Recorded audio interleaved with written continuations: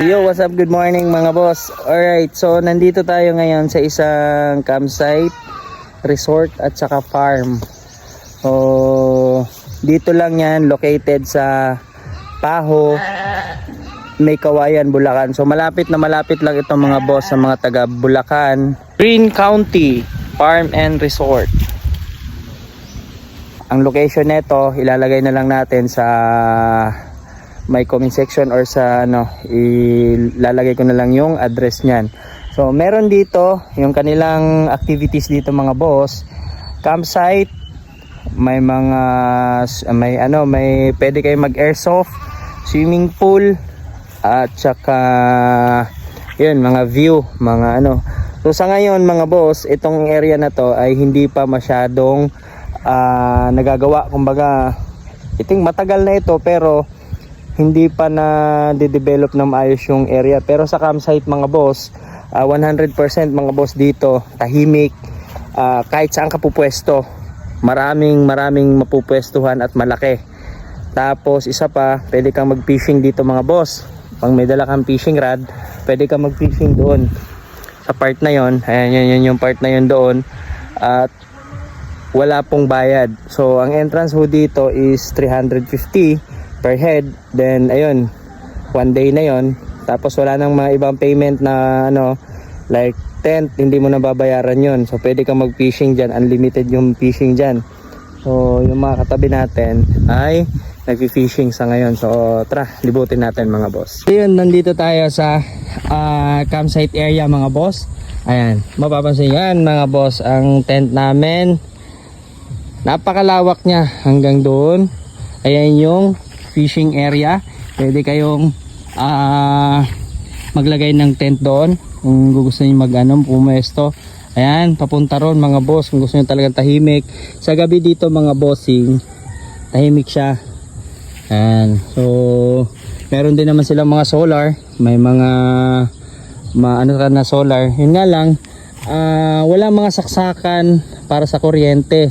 Kung gusto niyo ng kuryente, magpa-assist lang kayo sa mga rito, sa mga staff. Pwede kayong pakakabitan lang kuryente kung halimbawa diyan kayo na part magpwesto. Ayan naman doon mga boss, yun may maraming mga gulong. Yan naman yung sa may airsoft, yung mga nag-airsoft. Ayan. Malawak na malawak ito. At isa pa, malapit na malapit lang dito sa Bulacan. So dito naman part mga boss kung sa ayan. So pag may dala kang fishing rod, ayan, pwede kang mag-fishing dito. Actually yung sa akin nandyan ayan ayan. So yan kayo pumupwesto doon. May campsite din doon. Yun yung mga doon na part, campsite din yan. Pwede kayong pumwesto. Ayan, meron nga din nakapwesto doon Ayan, so ililibutin natin yan dyan. Yan yung bantay, parang sila yung nangangalaga dyan sa para hindi makapasok yung mga masasamang loob. Ayan, yung mga bossing, pwede kayong pumwesto dyan. Alright, yan. So pupuntahan natin yung ibang area nito mga boss. Let's go. Halimbawa wala kayong dalang tent, gusto nyo lang isang araw lang yung pupwesto kayo dito or magtatambay lang kayo, meron ding mga kubo-kubo dyan mga boss yan. Pwede kayong pumwesto dyan. Yun sa may unahan may mga upuan. Ayan. So meron nga, dahil farm nga ito, meron ito ditong sheep, baka, kambing, mga ducks at iba pang mga hayop. Meron sila dito, marami sila ditong mga picture, mga ganon. And ayun, ayan yung part na yan dyan, aakyatin natin yan. So pwede kayong pumeso dito mga boss. Sa ngayon, yung nga sinasabi ko, hindi pa siya gaanong nadidevelop na fully developed talaga. Pero pag sa campsite naman mga boss, wala kang po problemahin dito. Napakalawak niya, saka napakatahimik, sarap mag-camping dito. Ayan napakatahimik niya, puro puno. Ayan, ang mga boss, linis sila ngayon. Ayan yung mga baka. Ayan. Pwede rin kayong pumesto dyan mga boss, camping. Pwede kayong pumesto dyan sa part na yan. Ayan. Malapit din kayo dito sa may fishing area. Then kung gusto niyo namang tumambay, yung fishing area na yan sa gitna merong parang clubhouse, ano ba tawag dyan. Ayan, pwede kayo magpahangin-hangin dyan. And dito sa ngayon mga gitong oras, napakalamig ng hangin, puro lang talaga puno mga boss. Ayan o. So ikutin natin. Ayan o, napakalawak niya mga boss. Talaga namang kahit saan ka pumwesto dito, hindi ka talaga masikip. Ayan o, green country mga boss, green country farm and resort. Ayan. Lalo na yung mga anak natin na mahilig matatatakbo, pwede kayo magdala ng bisikleta dito. Ayan, bisikleta, magbabike kayo, yan o, pag ganun. Ayan, kung mahilig kayo magbike, yan, may mga kalsadang paakyat na pag ganun mo pupunta, walang problema dito. Isa pa, walang mga sasakyan na ano kasi talaga namang may mga designated area yung mga parking. So wala kang makikita dyan mga boss na bukod dito kasi naglilinis to. Ayan o. So sa mahilig magbike, kung meron kayong magdala kayo ng bike, pwede dito. Maghapon kayo magbike mga boss. Ayan. So access to papunta sa taas, akyatin natin. Tara, let's go! So yun mga boss. So sa tubig naman mga boss, walang problema yung tubig dito. Merong tubig. Sa campsite naman, doon sa campsite na yan, may mga designated din na mga hugasan, yung mga ganon. Every meron sila. And may tangke sila mga boss sa tubig. Kaya hindi ka mangangamba oh. Sobra-sobra na nga oh. Yan, hindi ka mangangamba na mawala ng tubig. Yan mga boss. Kaya tayo dito sa taas. Ito naman na part nito mga boss. Ayan yung mga dito nang gagaling yung mga baka, kambing, kalabaw, ano bang sheep nandito. Ayan. Tapos doon may simbahan. Ayan.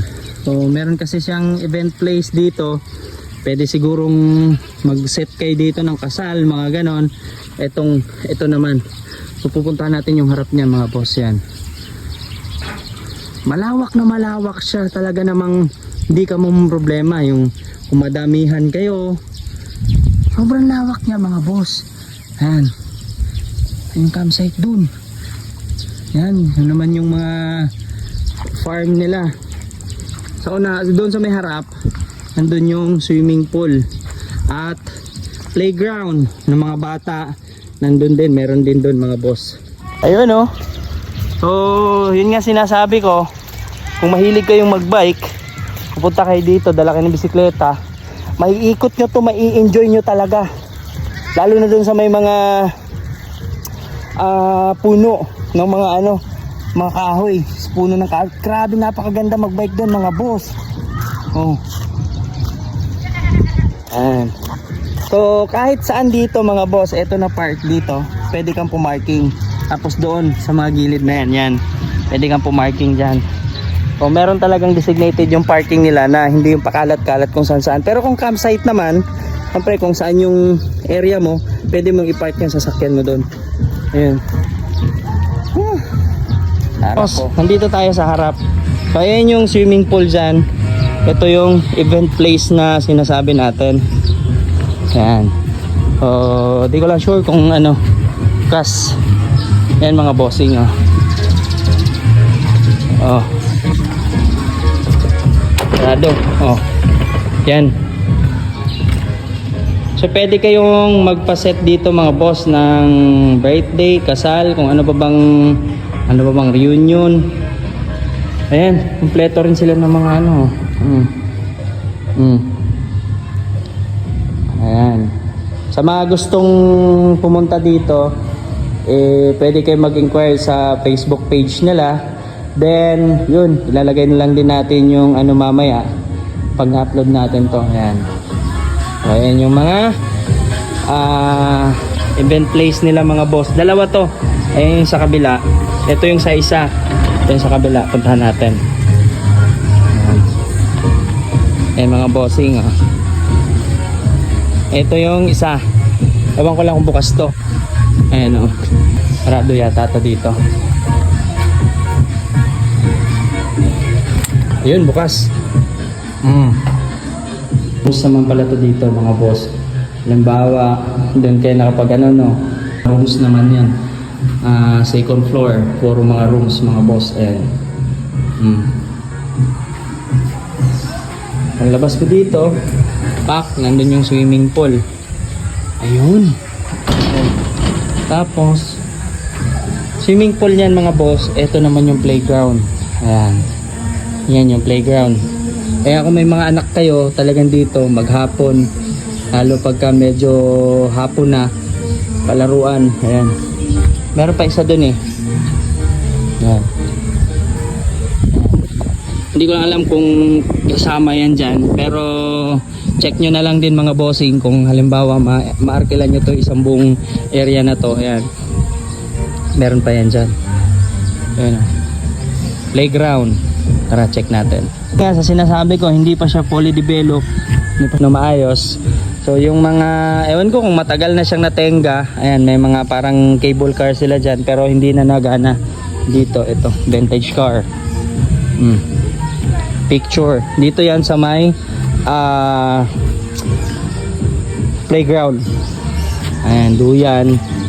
Tapos yung ano ba tawag dyan, tapos slide. Ganito. Ayan mga boss. Playground yan. May mga upuan. Halimbawa, gusto nyong bantayan yung anak, no? May mga upuan dito sa gilid. Ayan mga boss, ha? Napakalawak niya mga boss, talagang uulitin natin. Napakalawak niya. Man ang picture mga boss. Gusto niyo mag picture. Yung part na yan dyan sa likod. Yun nga, yung sa may airsoft. Pwede kayo mag picture dyan. May mga parang mga luma na, alam mo, parang mga bato na hindi mo alam kung ano yung ano niya. Mga formation ng mga bato. Sobrang lalaki. Pwede kayo mag picture dun. Ayan. So pagpasok nyo naman mga bossing, mula sa may gate, medyo malayo-layo pa, mga 2 minuto or 1 minuto lang. Andito na yung may tindahan, entrance, kung saan kayo magbabayad. So yun yung swimming pool mga boss. Ito yung ano, tapos may mga cottages din naman. O inquire nyo na lang sa loob kung magkano at itanong nyo sa Facebook page nila. Ayan. Ayan. So sa ngayon mga boss, sinasabi ko nga sa inyo, yung swimming pool dito hindi pa ganun ka ano, kasi nga ewan ko kung matagal na tenga yan, iba yung kulay ng tubig. So as per ano naman yung nakausap natin, nilinisin daw nila to.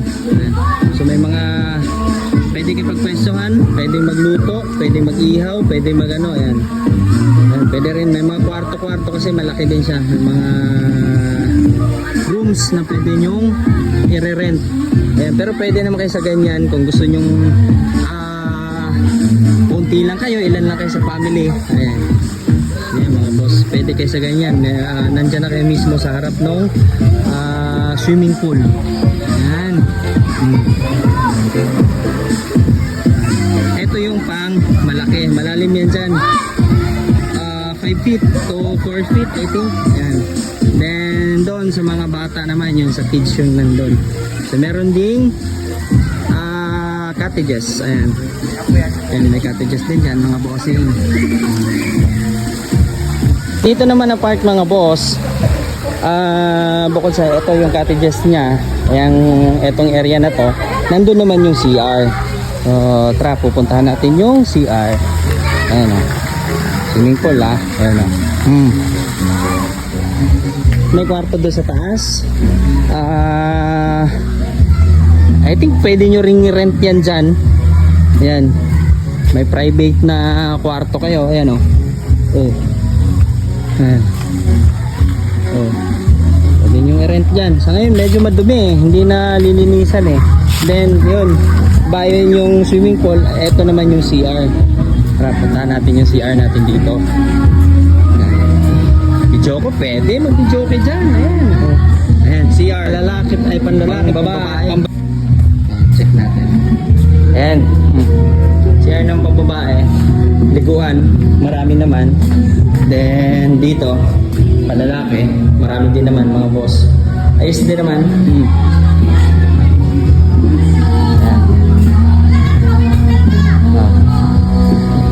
Ayan.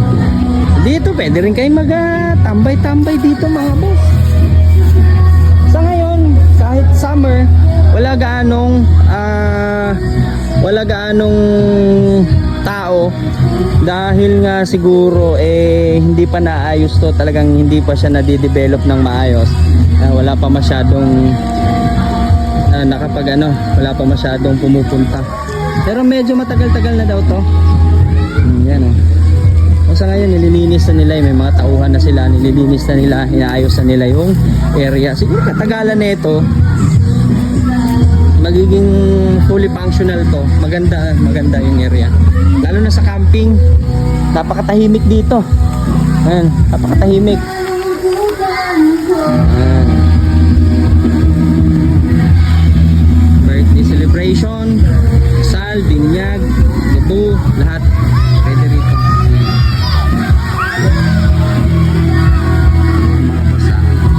So yun mga boss, ayan yung entrance nya. So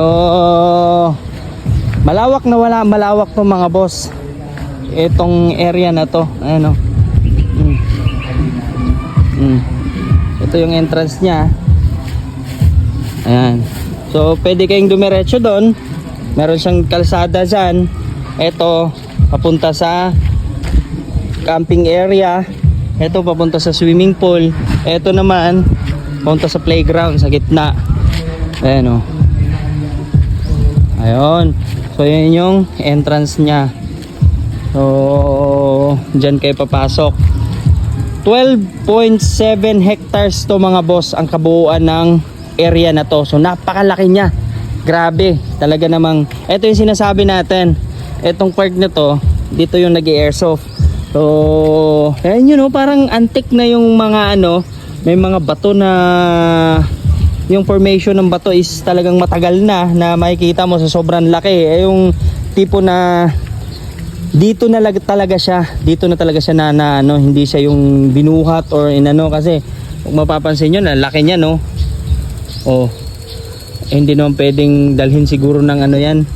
Parang hindi pa talaga siya nagalaw. Nakausap po natin yung caretaker nung area na to. Sa ngayon mga boss, itong lugar na to, itong 12.7 na hectares ay binibenta po ito.